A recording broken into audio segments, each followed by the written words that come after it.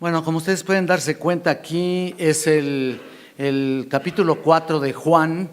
Vamos a ver el dador del agua de vida. Es un tema que realmente es un temático, realmente es y estamos viendo este texto. Yo no quería leerlo todo, pero yo creo que sería bueno, vamos a leerlo todo, del 1 al 26. Del 1 a 26. No lo voy a predicar todo, obviamente, el día de hoy, sino va a ser en partes, por eso es primera parte ahorita en este momento, pero vamos a darle lectura. Dice: cuando pues el Señor entendió que los fariseos habían oído decir, Jesús hace y bautiza más discípulos que Juan, aunque Jesús no bautizaba, sino sus discípulos, salió a Judea y se fue otra vez a Galilea. Y le era necesario pasar por Samaria. Vino pues a una ciudad de Samaria llamada Sicar, junto a la heredad que Jacob dio a su hijo José. Y estaba allí el pozo de Jacob. Entonces Jesús, cansado del camino, se sentó así junto al pozo. Era como la hora sexta. Vino una mujer de Samaria a sacar agua. Y Jesús le dijo: dame de beber. Pues sus discípulos habían ido a la ciudad a comprar de comer. La mujer samaritana le dijo: ¿cómo tú, siendo judío, me pides a mí de beber, que soy mujer samaritana? Porque los judíos y samaritanos no se tratan entre sí. Respondió Jesús y le dijo: si conocieras el don de Dios y quién es el que te dice, dame de beber, tú le pedirías y él te daría agua viva. Y la mujer le dijo: Señor, no tienes con qué sacarla, y el pozo es hondo. ¿De dónde pues tienes el agua viva? ¿Acaso eres tú mayor que nuestro padre Jacob, que nos dio este pozo, del cual bebieron él, sus hijos y sus ganados? Respondió Jesús y le dijo: cualquiera que bebiere esta agua volverá a tener sed, mas el que bebiere del agua que yo le daré no tendrá sed jamás, sino que el agua que yo le daré será en él una fuente de agua que salte para vida eterna. La mujer le dijo: Señor, dame esa agua, para que no tenga yo sed ni venga aquí a sacarla. Jesús le dijo: ve, llama a tu marido y ven acá. Respondió la mujer y le dijo: no tengo marido. Jesús le dijo: bien has dicho, no tengo marido, porque 5 maridos has tenido y el que ahora tienes no es tu marido. Esto has dicho con verdad. Dijo la mujer: Señor, me parece que tú eres profeta. Nuestros padres adoraron en este monte y vosotros decís que en Jerusalén es el lugar donde se debe adorar. Jesús le dijo: mujer, créeme que la hora viene cuando ni en este monte ni en Jerusalén adoraréis al Padre. Vosotros adoráis lo que no sabéis, nosotros adoramos lo que sabemos, porque la salvación viene de los judíos. Mas la hora viene y ahora es cuando los verdaderos adoradores adorarán al Padre en espíritu y en verdad, porque también el Padre tales adoradores busca que le adoren. Dios es espíritu y los que le adoran en espíritu y en verdad es necesario que le adoren. Le dijo la mujer: sé que ha de venir el Mesías llamado el Cristo. Cuando Él venga nos declarará todas las cosas. Jesús le dijo: yo soy el que habla contigo. Wow, qué maravilla, ¿verdad? De texto. Quisimos leerlo todo. Se extiende hasta el versículo 42, de verdad, toda la historia aquí. Pero realmente vamos a estar limitados de tiempo para leerlo hasta el final. Pero estamos en una historia realmente fascinante aquí, realmente maravillosa, digna de ser estudiada. No solamente por lo que aquí sucede, ¿no?, sino por lo que significa y por la gran misericordia que Jesucristo mostró a esta mujer y al pueblo de Samaria. El enfoque de este pasaje no es tanto la conversión de esta mujer. Quiero que escuchen esto. No es tanto la conversión de esta mujer, sino la identidad de Jesús como Mesías. En alguna otra ocasión yo le traté de predicar esto y le puse la mujer samaritana, pero en realidad es la identidad de Jesús como el Mesías. En el versículo 26 que acabamos de leer lo dice. En realidad Cristo muestra su carácter de amor divino, que no discrimina a nadie y que alcanza a todo el mundo por su gracia. Juan aquí, el apóstol Juan, nos concede, o más bien nos recuerda su propósito, y bueno, también nos concede el hecho de saber que al recibir este evangelio, pues era revelar a Dios, a Cristo como Dios. Ese es el propósito de este evangelio, a Cristo como Dios en un cuerpo humano. Juan hace todo a través de este evangelio. La clave del capítulo 4 es el versículo 26, que ya se los leí, como lo dijo, donde Cristo dice, yo soy, ¿lo ves? Claro, el Mesías. Bueno, en base a lo que ella le dijo en el versículo 25, sé que ha de venir el Mesías, llamado el Cristo. Esa es la clave de este capítulo, porque el propósito de Juan a lo largo de este evangelio es de anunciar a Cristo como Dios. Lo he dicho también en el estudio, lo hemos comentado aquí cuando comentamos el panorama de todo el evangelio de Juan. De hecho, tú ves en el contexto histórico aquí lo que está pasando, que Juan nos ha estado diciendo la genealogía de Cristo, como el Dios eterno, la persona de Cristo en toda su gloria creativa, desde el principio, tú lo sabes, en el 1:1, ¿no? Él nos ha estado diciendo acerca de las diversas cosas relativas al testimonio de Cristo. Y bueno, como sus primeros discípulos le recibieron, realmente tú lo ves ahí claramente todo lo que habló con ellos. Los milagros de Jesús en Jerusalén, en Caná de Galilea, donde hace una explicación sobre el nuevo nacimiento. Y bueno, y la salvación y todo lo que se centra en la persona y obra de Jesucristo. Y como llegamos al capítulo aquí 4, y de nuevo el foco de atención no es esta mujer, sino realmente la atención se centra en Jesucristo. Dios en un cuerpo. Así como llegamos a este capítulo, la primera parte, veremos cómo se revela aquí Samaria, inicialmente a una mujer en un pozo, y luego la gente de Samaria, en particular desde el pueblo de Sicar, lo que vamos a estar viendo, y por supuesto cómo se dieron las cosas en el momento aquí de ese encuentro que muchos conocemos de alguna u otra manera, ¿no? Recuerda que no hay casualidades, que estamos aquí seguros en la mente de Dios. Esto estaba en el programa de Dios, en su voluntad, todo este evento que acabamos de leer. También es interesante ver que esta historia que Jesús nos es tan peculiar sobre el tipo de persona que se ocupa de ella. Amaba a todos los hombres por igual, me refiero a Jesús. Él sabía que no hay favoritos. Dios no hace acepción de personas. Y aquí vemos cómo trata con amor a una mujer que nadie la había tratado de esa manera. Nadie. Porque los samaritanos eran realmente marginados totalmente. Esa es la historia. Y sin embargo, eso no fue problema para Cristo, de ninguna manera. Se determinó por el carácter de su amor, ¿no es cierto? Y punto. Esa es la diferencia entre el amor humano y el amor divino, ¿no? El amor humano dice, te amo porque me gusta cómo eres, ¿no? O cómo eres conmigo, ¿no? Es lo que dice el amor humano. El amor divino, te amo, dice, te amo, no me importa cómo seas. Te amo porque ese es el carácter de amor. El amor humano dice, te amo si me amas, o si me compartes, o si te comportas a la altura, ¿no? Pero Cristo está aquí exhibiendo de nuevo el carácter del amor divino que es indiscriminado con esta mujer. Y cuando vemos que es una prostituta, como esta mujer, pues realmente vemos algo maravilloso. Se hacen a un lado todas las barreras para manifestar ese amor divino hacia esta mujer. Bueno, hay un libro incluso llamado Cómo Jesús ganó hombres. Se encuentra ahí una gran parte de información de este capítulo en cuanto al enfoque de Cristo. Señala los capítulos de este encuentro de Cristo con una mujer samaritana en cuanto al enfoque en el evangelismo personal y de testimonio. Él se encuentra con ella en el momento de su necesidad, aunque no lo manifiesta de momento, ¿no?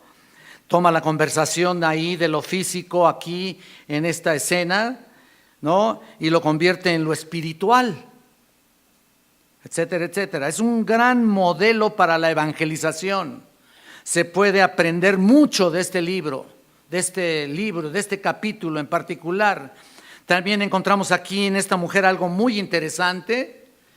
No sabemos ningún detalle acerca de su vida, realmente no lo sabemos, excepto que estaba en mal estado realmente con los hombres, ¿no? Ese es el único detalle que sabemos. Eso era todo lo que realmente se necesita para ser conocida como una persona de pecado. Pero veremos que el relato es realmente fascinante. Bueno, como les digo, ella era de Samaria, y eso de por sí nos da un cierto interés para nosotros. En unos pocos minutos lo vamos a ver. Si tú lo observas bien, es casi lo opuesto a cómo estuvo Cristo tratando con Nicodemo. Mucho opuesto.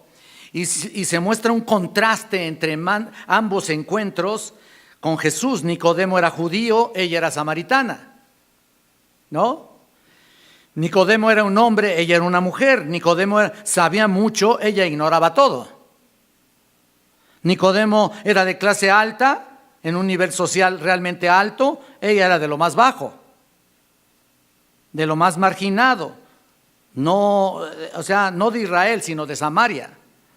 No era aún peor que ser marginada en Israel, claro. Él era rico, ella era pobre. Nicodemo reconoció a Jesús y le dijo: has venido de Dios como maestro, ¿te acuerdas? Cuando le dijo: porque nadie puede hacer estas señales que tú haces si Dios no está contigo, con él, si no está Dios con él. En cambio ella no sabía pero nada quién era Jesús, en absoluto. Pensaba que era un viajero ahí curioso que se acercó, ¿no es cierto? Y no podía entender cómo él, un rabí judío, estaba incluso hablando con una mujer samaritana. No lo podía creer. Bueno, y así se ve una serie de diferencias muy claras entre Nicodemo y la mujer samaritana, porque es el capítulo que le antecede a este, por eso lo estoy mencionando. Pero una vez más vemos que Cristo tiene el mismo alcance, que vence la indiferencia, el materialismo, el egocentrismo de esta mujer, la inmoralidad, el prejuicio religioso y todas esas cosas, y la conduce al conocimiento de sí mismo. ¡Qué maravilla!, ¿no es cierto? Ahí está. Y escucha de nuevo, esta no es la historia de una mujer samaritana, es la historia del desarrollo, la revelación de Jesucristo que se lleva a cabo aquí, mientras la mujer samaritana estaba pues ahí.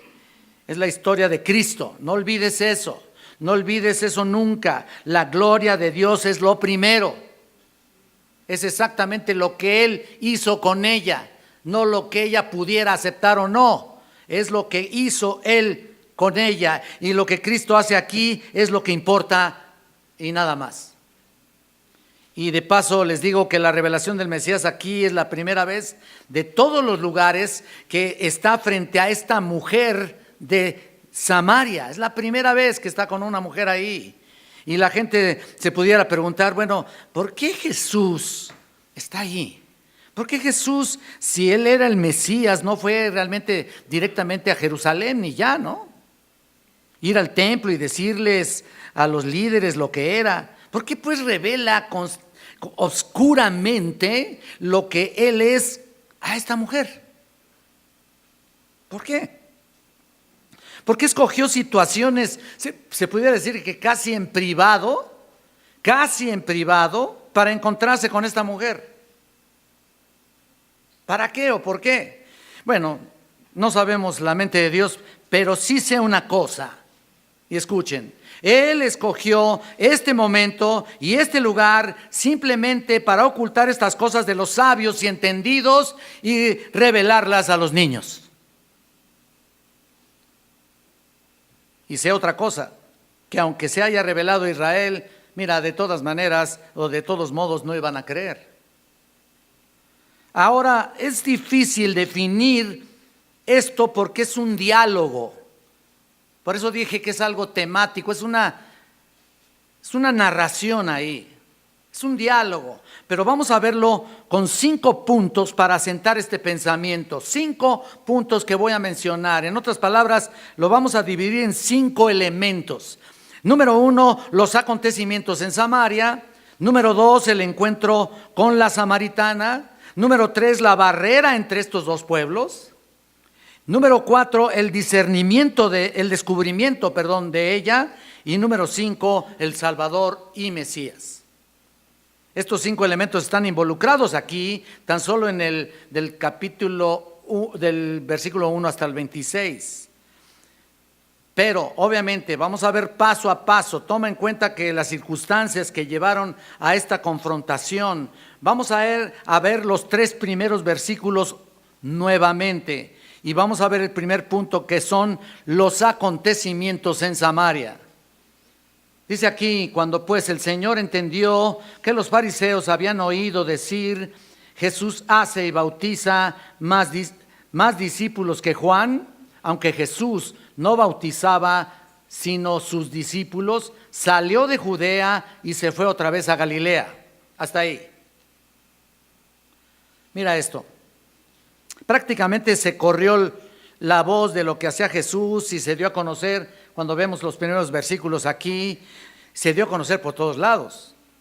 Él ya era conocido por todas las personas, y entonces las personas realmente acudían allí a ver a Jesús. Y esto es lo que era tan difícil entender para los discípulos de Juan el Bautista. ¿Te acuerdas de Juan el Bautista, no? Porque las multitudes que iban tras de Juan, ahora iban tras de Jesús, ¿no? Esos mismos que iban tras de Juan el Bautista, ahora estaban yendo tras de Jesús. Y eso me recuerda cuando dijo Juan el Bautista: es necesario que yo crezca y que yo mengüe y él crezca, ¿no? Eso era necesario. Así tenía que ser. Entonces tú ves que las multitudes se movían hacia Jesús. Pero no faltó, cuando lo estamos viendo aquí, quien se molestara por eso, y ya sabes quién. Ya te das cuenta de quién. Y fueron nada más y nada menos que los líderes judíos. Ellos se molestaban de todo, ¿no? Realmente. Los líderes judíos no les gustaba Juan el Bautista para empezar, y mucho menos Jesús. Mucho menos. Y tú podrías preguntarte: ¿cómo sabes que no les gustaba Juan el Bautista? Bueno, si tú puedes ver ahí en Marcos 6, no vamos a ir allá nomás, piensa nada más y averiguar lo que hicieron con Juan el Bautista cuando le tuvieron que cortar la cabeza, ¿te acuerdas? Entonces, no les gustaba. Se regocijaron. El punto era de que se regocijaron por haber hecho eso. Y esto no es otra cosa que por la hipocresía. No podían tolerar a nadie diciendo la verdad. Y cuanto más, tampoco les gustaba Cristo. Y cuando Cristo sabía que estaban en su contra, porque estaban recibiendo a tantas personas, Él estaba recibiendo a mucha gente y estaba siendo de grande bendición para su trabajo, por su trabajo. Jesús pensó que, dice ahí, que ya era hora de salir de ahí. Ya era hora de salir de ahí, partir para Galilea. Ya no era el tiempo de Dios para estar ahí, ya no era el momento adecuado. Él sabía cómo estaba el liderazgo judío y la situación que estaba aquí, ¿no? Y él no estaba listo todavía para confrontarlos, por decir así, porque no lo hizo. En otras palabras, no era el tiempo para estar allí, no era el tiempo de Dios para confrontarlos a ellos. Así que se fue. Pero tú ves en el versículo 4 aquí, que dice que le era necesario pasar, ¿por dónde? Por Samaria. Le era necesario. Ahora, ¿qué quiere decir eso de que le era necesario pasar por Samaria? ¿Es que era una necesidad geográfica? No. ¿Una necesidad personal? Tampoco. Era una necesidad espiritual, divina, así de simple. Podría haber sido una necesidad geográfica porque te puedes imaginar en un mapa sería Israel en el sur, y aquí yo lo traje por cierto, Israel en el sur, aquí está Galilea en el norte. Si lo ves, cualquier mapa en tu Biblia te vas a dar cuenta. Israel en el sur está aquí y tú ves a Galilea que está en el norte. En el centro puedes ver que está ahí Samaria, si te das cuenta, si lo tienes ahí, si tienes la Biblia que tenga mapas.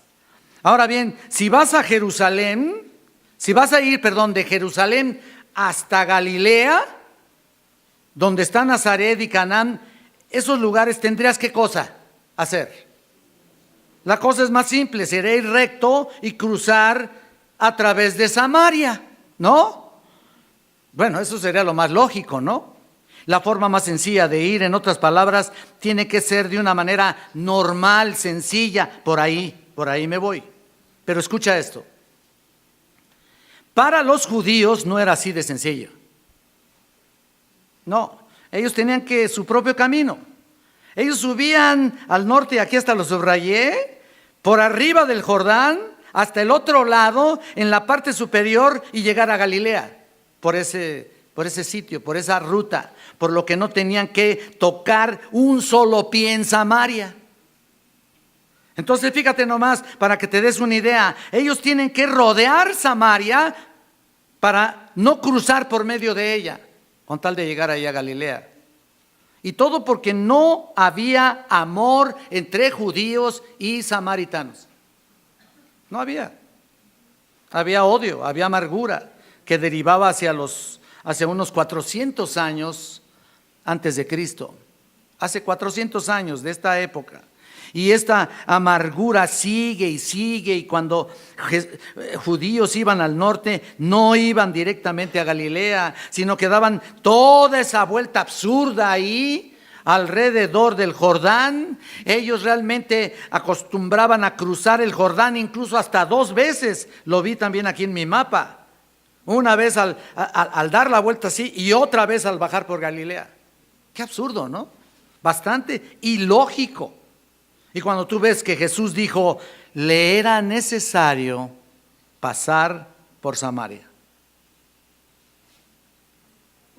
Él realmente estaba decidido y estaba diciendo algo muy fuerte aquí para el pensamiento judío. Muy fuerte, fue realmente desconcertante en un momento específico porque había muchas barreras. Porque era un movimiento anormal para un judío. ¿Se están dando cuenta? No puedes hacer eso en la lógica judía. No tienes por qué hacerlo. Pero, nuevamente les digo, no fue la necesidad geográfica la que orilló a Jesús decir que le era necesario pasar por Samaria, o la que obligó a Cristo a ir allá. Era una necesidad divina. Ya ves, estaba predestinado de que nuestro Salvador debía de pasar por Samaria. ¿Por qué? Porque había algunos pecadores ahí elegidos, ¿no? Tan simple como eso. Es como todo, ¿no? Cuando uno cree que no hay tanta necesidad con alguien o en alguna parte. No hay tanta necesidad. Sin duda, para Dios, esto es todo lo contrario. Así que toda la gracia comenzó a moverse cuando Jesucristo determinó dirigirse hasta Samaria. Haz de cuenta que los motores ahí se prepararon para la salvación de este lugar o de los que estaban ahí, que está por llegar, y ahí comienzan las ruedas realmente a girar mientras llega, ¿no es cierto? Y llega al tiempo divino. Cuando tú ves en la narración aquí, llega al tiempo divino, conforme al tiempo de Dios, y Jesús dice, voy a Samaria. Y fue y llegó un poco antes que apareciera la mujer. No llegó tarde, llegó exactamente un poco antes. Todo lo hizo puntualmente, en el tiempo y la hora prevista, porque había algo muy importante por hacer en aquel lugar. Por la sencilla razón de que había ahí algunos que el Padre ya había escogido desde la eternidad que necesitaban la salvación. ¿No es maravilloso? Y hubo una sincronización divina, sinceramente ahí divina, al ir y llegar a Samaria y llegar al pozo. Podríamos decir que estaba como a media milla al sur de Sicar, también aquí lo puse. Y Dios trajo a esa mujer allí también en el tiempo del Señor. Así que no hay accidentes, aquí no hay casualidades. En los acontecimientos de Dios para nada, no hay nada de eso. Cuando se trata de la salvación, mucho menos, ¿no? Así que el versículo 4, mira lo que dice: le era necesario pasar por Samaria. Y el 5 y el 6, mira, vino pues a la ciudad de Samaria, llamada Sicar, junto a la heredad de Jacob, dio a su hijo, que Jacob dio a su hijo José, y estaba ahí el pozo de Jacob. Un poquito del 5 ahí, del 6. Ahora, él viene a la fuente de Jacob, a media milla al sur de Sicar, como les digo, donde el camino se divide ahí. Uno va al noreste y otro va al noreste y otro va al noroeste. Y se pasa un poco ahí al noroeste. Así que llegó al pozo de Jacob, un lugar muy familiar para los judíos y también para los samaritanos. Era muy conocido ese pozo, un lugar donde había muchos recuerdos ahí, porque esa era la heredad que inicialmente había sido comprada por Jacob y legada a José. ¿Recuerdas cuando José murió en Egipto? Tomaron el cuerpo y lo enterraron ahí. Ahí está. Así que sus huesos fueron enterrados en ese lugar porque Jacob había construido ahí. Así que fue un lugar muy conocido para tanto judíos como samaritanos. Por lo tanto, Cristo viene a este lugar y en el versículo 6 dice: entonces Jesús, cansado del camino, ¿lo estás viendo?, se sentó junto al pozo. Era como la hora sexta. Ahora, aquí se tiene solo una idea de la humanidad de Cristo, ¿no? Realmente, y a lo mejor dices, ¿Dios se cansa? Bueno, espérame tantito. No, pero Jesús en su humanidad se cansó.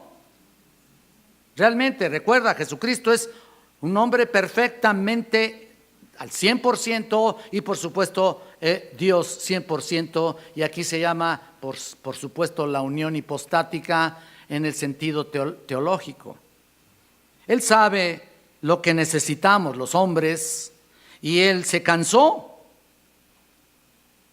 Se cansó, y a través de lo que hemos pasado, y aquí lo vemos cansado, exhausto, sediento, sentado junto al pozo. Y cuando dice era como la hora sexta, hay un dato curioso al respecto que quiero compartirles. Hay un conflicto también en los términos ahí del tiempo que Juan aquí utiliza. Tenemos que definir cuál era realmente la hora sexta, ¿no? Vamos a definirla. ¿A cuál hora se refiere? Porque tenemos aquí el tiempo judío y también tenemos el tiempo romano. ¿Por qué lo digo? Mira, el tiempo romano comienza a las 12 horas. O sea, a mediodía. Y si era la hora sexta, serían las 6 de la tarde, ¿no? Y en el tiempo judío comienza a las 6 de la mañana. Y haciendo los cálculos, la hora sexta, entonces daban ¿qué? Las 12 del día, ¿no?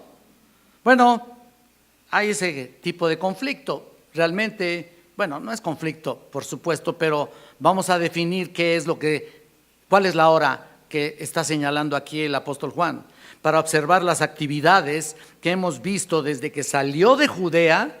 Desde que salió de Judea, parece encajar mejor con la hora romana. O sea, 6 de la tarde. ¿Por qué? Porque era el momento en que la mayoría de la gente venía a sacar agua del pozo. Un dato histórico ahí. Y parece encajar mejor con la hora romana. ¿Correcto? Entonces, cuando la gente en la ciudad termina su trabajo, normalmente viene al pozo como esta mujer.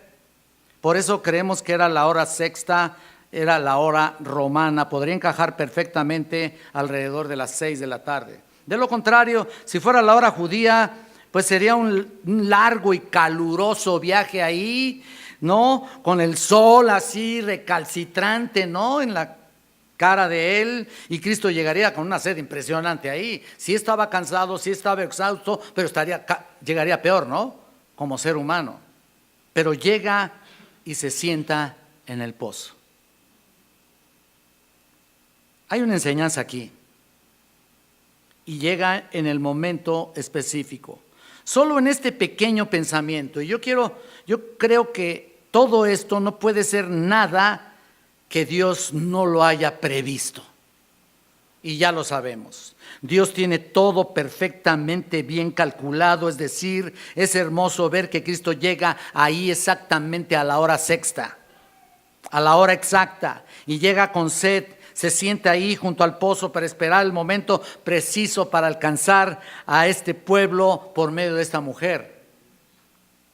Así que estaba en el lugar correcto, en el tiempo correcto y en el momento preciso, esperando hacer la voluntad de Dios.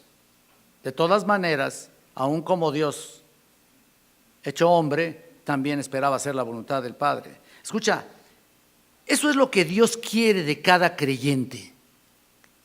Escucha esto: ser el hombre de Dios o la mujer de Dios en el lugar de Dios, en el tiempo de Dios, con una mente para hacer la voluntad de Dios. Y ¿sabes qué? La mayoría de nosotros queremos estar donde queremos estar, pensamos que el lugar, el sitio, la actividad que deseamos llevar a cabo es hacer lo que queremos hacer y punto, ¿no? Y pocos cristianos están sensibilizados realmente ante el Espíritu de Dios para detectar la insistencia, incluso, puedo decirlo de esa manera, del Espíritu de Dios para estar en algún lugar, en el momento en que Dios quiere. Cuando Dios quiere que estén en un sitio para hacer lo que Dios quiere que hagan. Así que pasa con nosotros. Pasa con muchos, ¿no?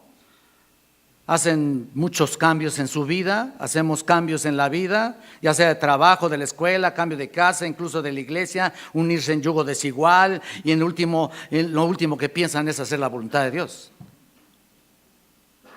Porque piensan que eso es lo que Dios les está autorizando a hacer, ¿no? Y a lo mejor te preguntas, ¿cómo podemos saber dónde Dios quiere que estemos? Bueno, si Dios quiere que estemos en un lugar para hacer algo por Él, ¿crees que te lo haría saber? Claro que sí, claro que sí. Aunque puede que en ese momento no lo sepas. Entonces, ¿qué hay que hacer? Hay que consultar la palabra y punto. Ahí está el punto principal. Incluso deberías saber muchos principios, muchos versículos, ¿no? Estar mezclados en la palabra de Dios para saber qué hacer en el momento preciso de lo que Dios quiere que hagamos. Ser sensibles, no solamente a la palabra de Dios, por supuesto, porque mis palabras son espíritu y son vida. Ser sensibles al Espíritu Santo para hacer su voluntad. Entonces no puedes salirte con la tuya, ¿no es cierto? Aunque de todos modos muchos terminan haciendo lo que ellos creen que es lo correcto, ¿no? Y si no eres sensible al Espíritu de Dios y la palabra no está presente en tu vida, pues y estás demasiado distraído en lo que Dios quiere hacer contigo, entonces harás tu voluntad y no la de Dios. Pero cuando tienes la Escritura y tienes la guía del Espíritu Santo, Él nos guiará a toda verdad. El Espíritu Santo nos guía a toda verdad. Y la palabra que lámpara es a mis pies tu palabra y lumbrera mi camino. Salmo 119, 105. Entonces, el cristiano hace la voluntad de Dios si verdaderamente es un nacido de nuevo, si verdaderamente es un cristiano entregado. Escucha, hay una realidad tremenda en la afirmación de que Dios quiere que el hombre esté en el lugar y en el tiempo correcto con un sensible discernimiento para hacer su voluntad. No es que en cada paso tengas que consultar la Biblia. Quiero decir que estemos en la completa disponibilidad de la voluntad de Dios. ¿No es cierto? La mayoría de nosotros estamos tan enchufados con nuestra propia vida, tan entretenidos en buscar nuestros propios intereses, lo que nosotros pensamos que es lo mejor, tan atascados en un molde difícil de romper, que si Dios nos grita fuertemente, tal vez ni siquiera lo escuchemos. Tenemos que estar disponibles a la voz, o mejor dicho, a la guía del Espíritu Santo, con una mente receptiva a hacer su voluntad. ¿Qué es que puede hacer así? ¿Cómo?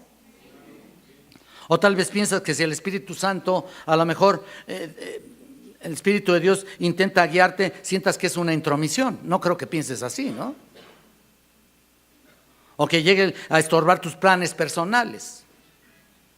No lo creo, pero puede suceder. Simplemente veo que la palabra nos dice, el Espíritu nos guiará a toda verdad. Y francamente creo que lo hizo perfectamente bien el Señor contigo y conmigo, con tu vida y con la mía. Y así, regresando al punto, vemos las circunstancias que se acomodaron para que Cristo estuviera en el lugar que debe estar, en el lugar correcto que Dios determinó en su soberanía, con una mente para hacer la voluntad de Dios y para alcanzar este pueblo. Noten en segundo lugar el encuentro con la samaritana, y vamos a los versículos 7 y 8. Solamente fue una pequeña aplicación hacia todos nosotros de lo que está sucediendo en estos versículos. Y así es como comienza con la mujer. Mira los versículos 7 y 8. Vino una mujer de Samaria a sacar agua y Jesús le dijo: dame de beber, pues sus discípulos se habían ido a la ciudad a comprar de comer. Vino una mujer de Samaria a sacar agua aquí. Mira eso, ella está haciendo una media milla de distancia desde su pueblo. Media milla era bastante lejos por los caminos, etcétera, de aquel entonces. Pero ¿por qué? ¿Qué no hay agua allá en su pueblo o qué? ¿No se bañan o qué? ¿Por qué? ¿Sabes qué? Hay mucha agua. Mucha agua. El agua que sale de los manantiales de las laderas de Judea, por todo ese lugar, hay mucha agua. ¿Por qué fue a media milla de distancia a sacarla? Sí, ya sé que me vas a responder. Fue allá porque era la voluntad de Dios. Seguramente me vas a decir eso. Eso ya lo sé, pero aún así, ¿por qué fue hasta allá? ¿Sabes por qué? Porque ella era una mujer marginada. You got it? ¿Me entienden? Perdón, que me estoy practicando mi inglés ahora que vaya. ¿Sí me entienden? ¿Me explico? Era una mujer marginada. El punto es de que fue probablemente debido a los antecedentes que tenía. No había mujeres a su alrededor. No fueron el bolón de mujeres ahí a sacar agua. No, ella solita estaba ahí.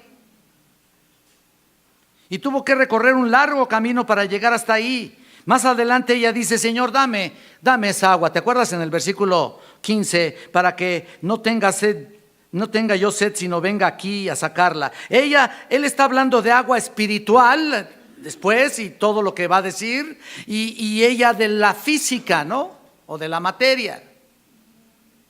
Pero ya ves, en este momento esta mujer ha sido condenada a estar realmente aislada de la sociedad porque era una mujer marginada.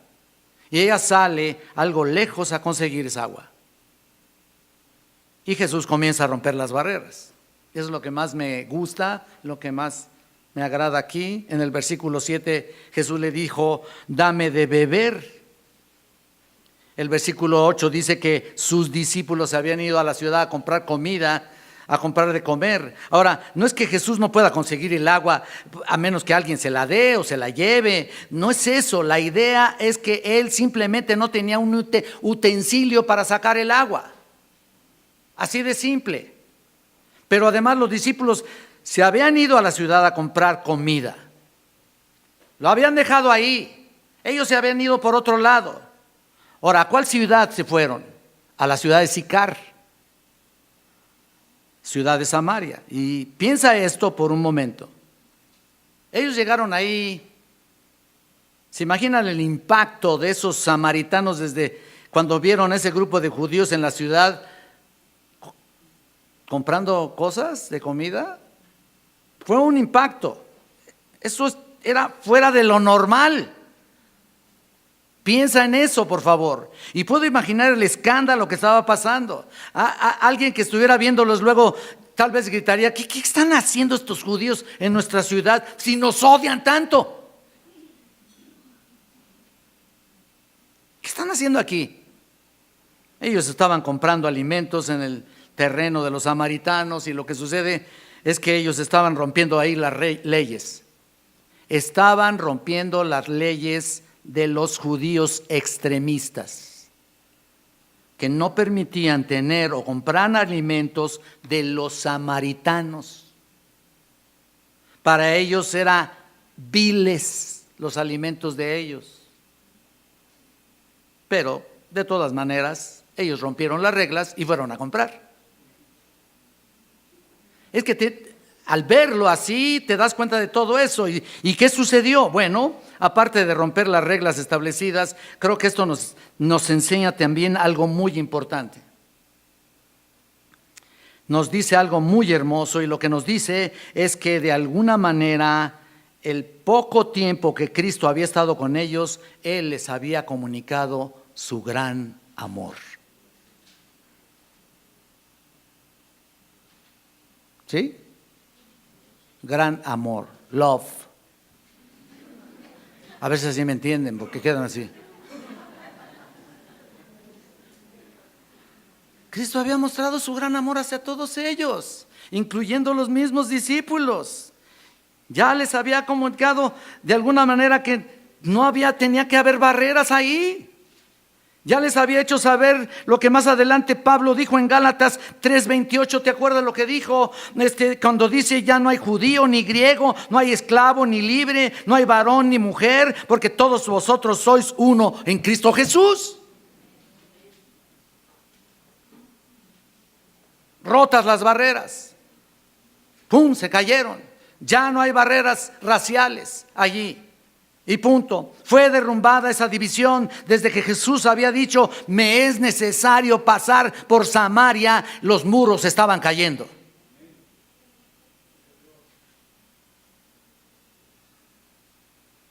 Así que cuando los discípulos fueron a su propia ciudad a comprar comida, los de Samaria recibieron el mensaje de alguna manera.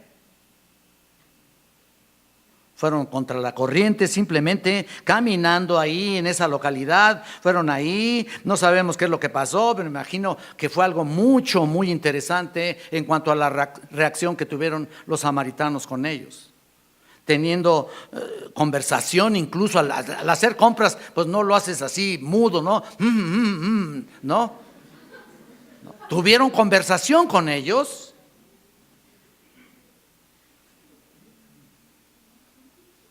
Tuvieron una relación con ellos. Porque dice la Biblia que en algún momento vamos a estar todos juntos. Un día estaremos todos en la presencia del Señor. Judíos, griegos, gentiles, todos. Las barreras raciales se van a hacer a un lado, no tiene por qué haberlas en absoluto. No importa lo que seamos. No importa de dónde vengas, no importa dónde vayas, no importa. Todos estaremos juntos. Mientras tanto, vamos a ver lo que está sucediendo ahí en el pozo. En el versículo 7, Jesús le pide a esta señora de beber, y por supuesto también esto debe haber sido muy extraño, ¿no? también fue muy extraño y les voy a decir por qué. Fue sorprendente también el haberle dicho dame de beber. Mira, ¿sabes qué? En primer lugar, un judío hablando con una mujer samaritana abiertamente era algo completamente inusual. Inusual. Pero aparte, pedir algo constituía, escucha, una completa violación de la costumbre social, porque había una enemistad de mucho tiempo atrás. Además, en la ley, los hombres, ¿sabías que no hablaban con mujeres? Y eso fue solo una ley. En público, nadie podía comunicarse con las mujeres. Ahora, por supuesto, eso no es cierto el día de hoy, excepto tal vez en algunas iglesias, ¿no? No lo sé. Pero lo hacen con una finalidad de no ser tentados. Bueno, y en algunos factores puede ser beneficioso, ¿no? Hasta cierto punto. Vamos a Colosenses 2, por favor. Acompáñenme ahí para que vean qué es lo que dice aquí Pablo, precisamente de el diálogo o de... ¿sí? Con alguna mujer. Colosenses, capítulo 2, versículo 23. Todas las cosas tienen a la verdad, escucha esto, cierta reputación de sabiduría en culto voluntario, en humildad y en duro trato del cuerpo. Escucha, pero no tienen valor alguno contra los apetitos de la carne.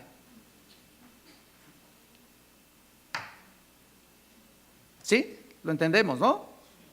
Claro, Pablo tiene en su contexto algunas órdenes impuestas por el hombre, algunas prohibiciones que pueden ser buenas, pudieran ser buenas. Llegaron incluso a ser más o menos buenas, pero como dice Pablo ahí, tenían cierta reputación de sabiduría en culto voluntario, o sea, si te prestabas para hacerlo, ¿no? Pero ¿de qué sirve? Al final, ¿qué dice? No tiene poder contra los apetitos de la carne. Pero todos sabemos, actualmente en la iglesia, en su mayor parte, todos nos hablamos unos a otros, por supuesto, nos comunicamos todos con otros, todos con todos. Obviamente, solo recordemos que una mujer no debe recibir consejería a solas, ¿no? Con un varón. Eso no lo hacemos, y si lo hago, cuando menos yo dejo la puerta ahí abierta o algo, si a la persona le urge, pero no debo hacerlo, ¿no? Pero de ninguna manera es una orden. Hay iglesias que han puesto una serie de reglas y normas sin fundamento, legalismos antibíblicos. Bueno, ellos saben por qué, ¿no? A lo mejor saben perfectamente bien sus debilidades, ¿no? Bueno, en aquel tiempo los hombres no hablaban con las mujeres en público. De hecho, ¿sabes qué? Los rabinos habían determinado que ni siquiera debían hablar con su esposa, ni con su hermana o su hija, ni había disposición para hablar con su madre. Así que no sé con quién voy a hablar cuando llegue a la casa.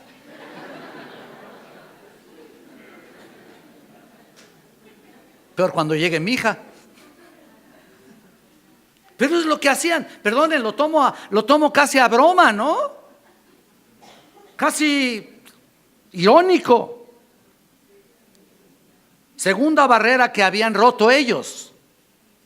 O sea, no solamente Cristo, sino todos los discípulos. No solo la barrera entre hombres y mujeres, sino el hecho de que él era un rabí y líderes religiosos no mantenían conversaciones, mucho menos con prostitutas.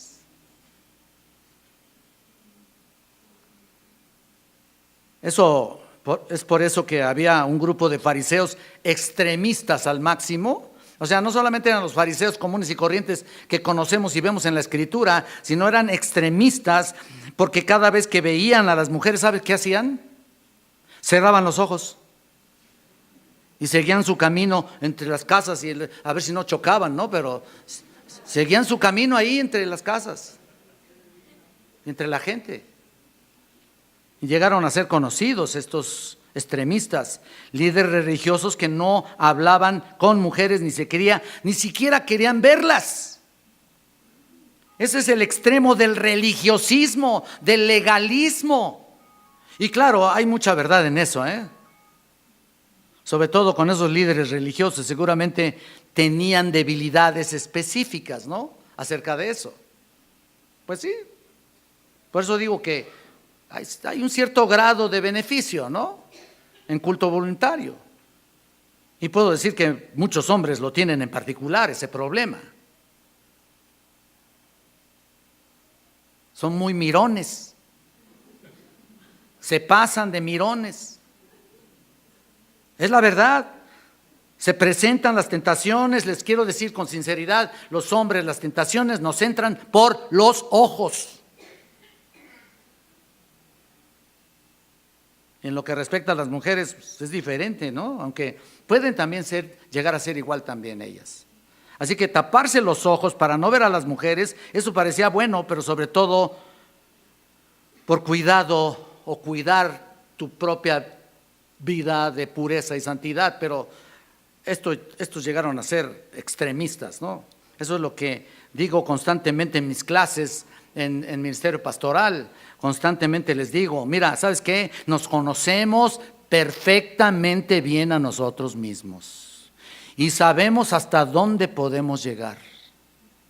Así que ten cuidado con tus ojos, ten cuidado con ese tipo de relaciones y de conversaciones, cómo es necesario analizarse para no caer en lo mismo que dice el Señor Jesucristo. Cualquiera que mire una mujer para codiciarla, ¿qué? En su corazón, dice. Fíjate nada más. Así que puede ser buena para muchos. No tener demasiada fijación en una mujer, ¿no? Pero hay quienes hasta las escanean, ¿no?